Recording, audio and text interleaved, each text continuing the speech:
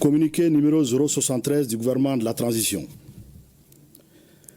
Le gouvernement de la transition a le regret d'informer l'opinion que, dans la nuit du 31 mars au 1er avril 2025, un drone des forces armées et de sécurité de la République du Mali, immatriculé TZ98D, s'est écrasé sur le territoire national à Tinzawaten, cercle d'Abé-Ibara, région de Kidal.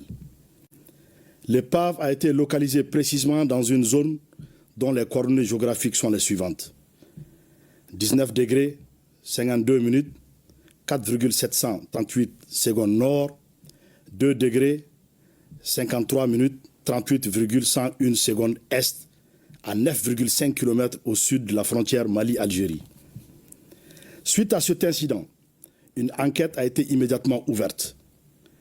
Des résultats de l'investigation préliminaire, les points suivants méritent d'être évoqués. La liaison a été perdue avec l'appareil dans une position située sur le territoire malien et dont les coordonnées géographiques sont les suivantes.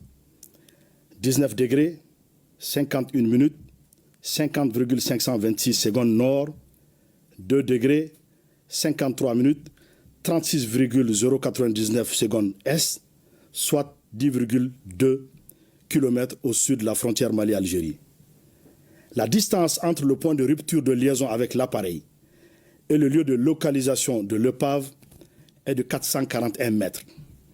Ces deux points sont tous situés sur le territoire national.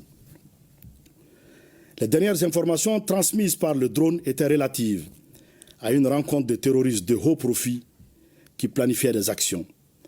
L'aéronef est tombé à la verticale, ce qui, probablement, ne peut s'expliquer que par une action hostile causée par des tirs de missiles sol-air ou air-air. Quelques heures après l'incident, le gouvernement de la transition a pris connaissance par voie de presse d'un communiqué du ministère de la Défense algérienne revendiquant la destruction d'un drone qui aurait survolé l'espace aérien de l'Algérie sur 2 km. Afin d'approfondir les enquêtes, les autorités maliennes ont demandé aux autorités algériennes de leur fournir des éléments probants étayant la violation de leur espace par un drone de reconnaissance malien. Depuis 72 heures, aucune suite satisfaisante n'a été réservée à la demande malienne. Le gouvernement de la transition conclut avec certitude absolue que le drone des forces armées de sécurité maliennes a été détruit suite à une action hostile préméditée du régime algérien. Cette décision repose sur les éléments ci-après. Le silence coupable du régime algérien accordé à la demande malienne et son refus de coopérer confirment la responsabilité de ce régime qui a tiré sur le drone entraînant sa chute verticale.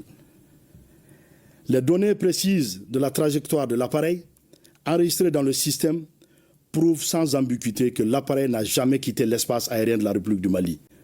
De surcroît, le point de rupture de liaison du drone et le point de localisation de l'épave sont tous situés sur le territoire national malien. L'absurdité de l'argument de la violation de l'espace aérien algérien sur 2 km, autrement dit, comment l'épave du drone se serait retrouvée au Mali et à 9,5 km de la ligne frontalière si l'appareil avait réellement violé l'espace algérien sur 2 km. Face à la gravité de cet acte d'agression inédit dans l'histoire des relations entre le Mali et l'Algérie, le gouvernement de la transition condamne avec la dernière rigueur cette action hostile, inamicale, condescendante des autorités algériennes, dont le chef de l'État affirmait récemment à Mondovision que, je le cite, 90% des solutions maliennes se trouvent en Algérie. En outre, cet agissement prouve, si besoin en était, que le régime algérien parraine le terrorisme international. En effet, la destruction du drone a clairement pour effet, sinon pour but, d'entraver la neutralisation de groupes armés ayant revendiqué des actes terroristes.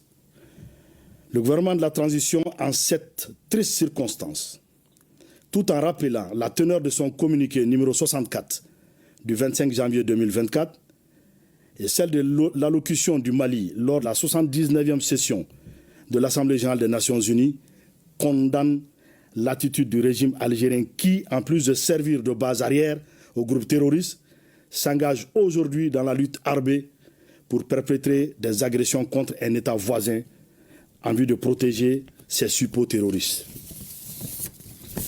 En conséquence, en réponse à cette énième provocation du régime algérien, le gouvernement de la transition décide de 1. Convoquer l'ambassadeur algérien pour protester contre l'hostilité du régime algérien. 2. Se retirer avec effet immédiat du comité d'état-major conjoint CEMOC. 3. Porter plainte devant des instances internationales contre le régime algérien pour acte d'agression.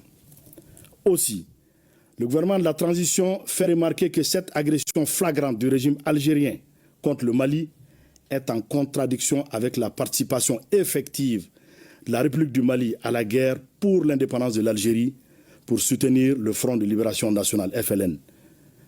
Enfin, il demande au régime algérien, exportateur de terrorisme, de cesser d'être une menace à la paix et à la sécurité régionale, puis d'adopter un comportement responsable visant à promouvoir la paix et le développement. Le gouvernement de la transition réitère à la population malienne que rien n'entamera la détermination des forces de défense et de sécurité maliennes sous le leadership de son Excellence le général d'armée Assimi Goïta, président de la transition, chef de l'État, à poursuivre et à atteindre le noble objectif d'éradiquer le terrorisme sous toutes ses formes.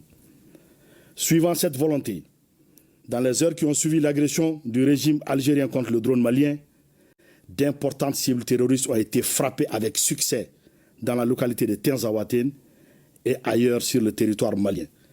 Ces opérations vont continuer et pourront s'intensifier selon l'évolution de la situation. Que Dieu bénisse le Mali, préserve les Maliens.